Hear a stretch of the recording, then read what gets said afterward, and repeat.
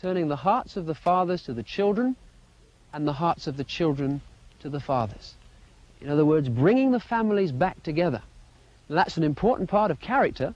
It's going to make you a better person. It's going to help you face life better.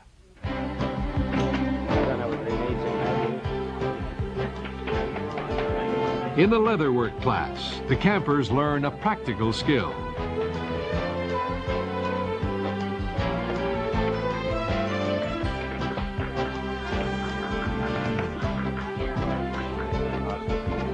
Under expert guidance, this camper has made himself a useful memento of summer camp.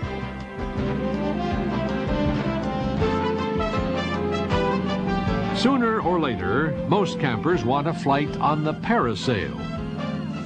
Okay. What do we got here? This is William. Hello, William. I'm Mr. Carter. Let me hold that for you and give you a handshake there. You ever done this before? Nope.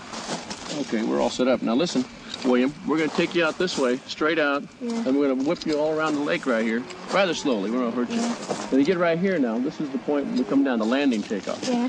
So when we land now, when I pull the hand, the side we show you, that's the hand you pull. Okay, and what do you pull back? I want you to reach back and grab that rope there. Okay, now if I pull the other hand, Reach back and go. pull that hand. There you go. Now, what happens when we do this? Do nothing. Nothing. Just come straight down. When you land, what do you do? Bend the knees. Bend your knees. There you go to absorb the shock. You ever done this before? You said never. No. You gonna have a good time? Yep. Okay, we'll have to go there. Good job. Okay, get ready. The instructors leave nothing to chance. But even so, it's hard to hide a feeling of anxiety in those moments just before your first flight. Go.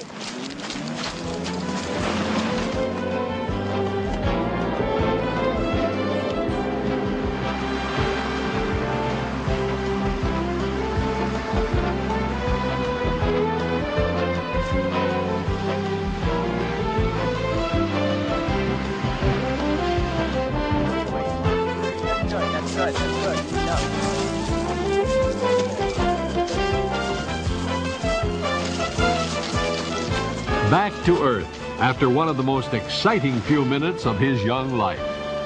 The moments of apprehension were worth it. Now he has the quiet confidence that comes from facing a challenge and succeeding.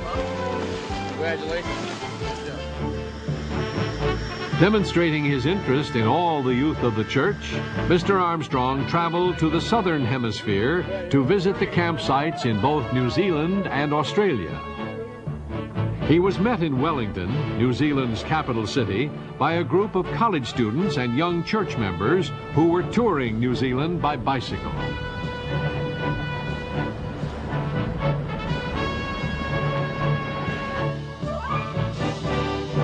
The summer camp in New Zealand is a very beautiful facility on an isolated island which is accessible only by boat. And from there it is another 15 or 20 minutes by vehicle to the actual campsite. This part of New Zealand is still unspoiled. It's almost like entering a new world. The campers are asked not to bring radios, which helps create a very serene and idyllic atmosphere. It's about as close to a millennial setting as I've ever experienced.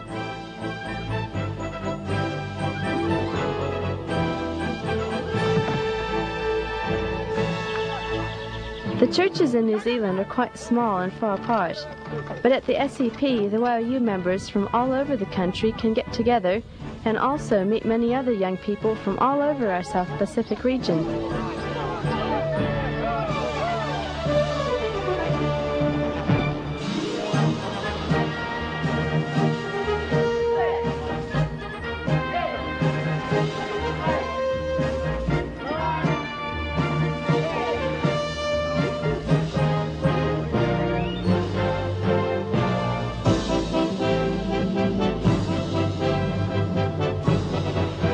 In addition to the usual summer education activities, the magnificent location offers many unique experiences, such as learning to sail a luxury yacht as she cruises in the warm waters of the harbor.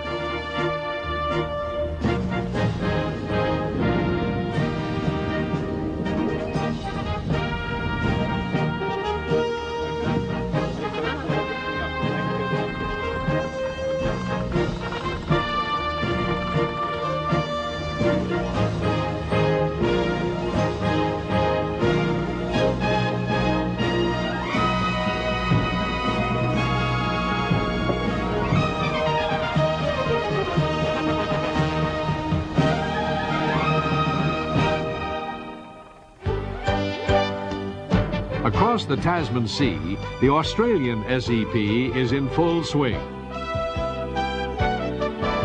A permanent campsite is being developed at Mugara in southeast Queensland. Although Australia is a large continent, most people live in the cities. The SEP camps give the YOU members a chance to meet with other young people from all over the country. Activities like riflery, horseback riding and water skiing give the campers a taste of the outdoors and a chance to work together in challenging situations.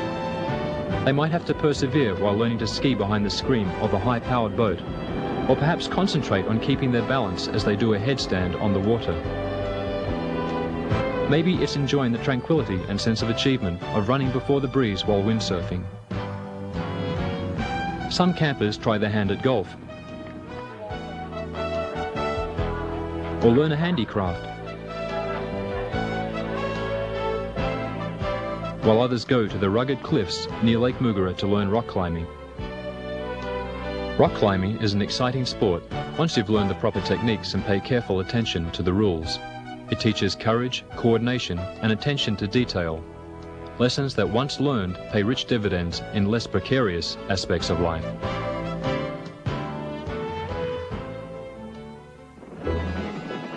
Mr. Armstrong flew to Lake Mugara by helicopter after visiting the Australian regional offices at Burleigh Heads.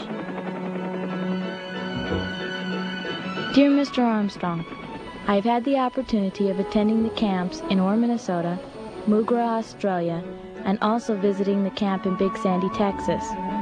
There is no possible way to thank all the people who have helped me to have some of the best times of my life, but I would like to thank you. I have heard you speak several times at Orr and also in Australia. I remember the excitement that the others had felt, especially in Australia where your visits are not as frequent. You talk to us as a grandfather would, warning and encouraging us. Sir, I want to thank you again for your continual concern and support of God's youth, because it is helping us to come closer to our ultimate potential.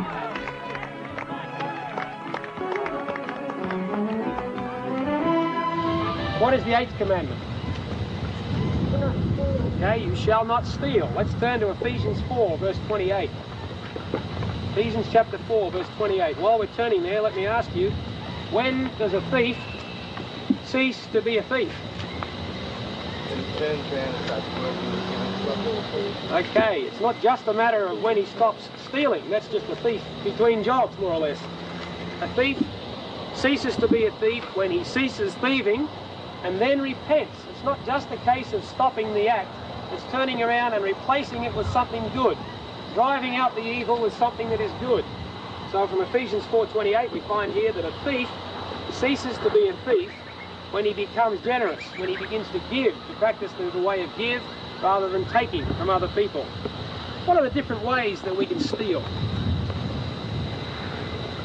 Yeah. Just by at work, you're not working hard enough or taking longer lunch breaks or something like that. Okay, not putting in an honest day's work is stealing from the boss, isn't it? Okay, borrowing, quote unquote, as opposed to literal borrowing where the person doesn't know you're taking it. That really is stealing because you haven't been authorized to have possession of their goods. Take a bribe? Taking a bribe, that's an example of stealing. Your own interests or at work. Okay, you can be spending all of your time pursuing your own hobbies and interests, or even at the office doing work and neglecting your family, and you're taking away from the family relationship. You're stealing fatherhood from your children. You're stealing the relationship that the wife needs with her husband. They're stealing from God, stealing God's tithe. Okay, people rob themselves and they rob God when they steal God's tithe. No, giving someone a bad name. Okay, giving somebody a bad name, taking away their good reputation. That's also theft, isn't it? So there are many ways that we can break this commandment, and if we learn to look at the expanded form as Jesus Christ magnified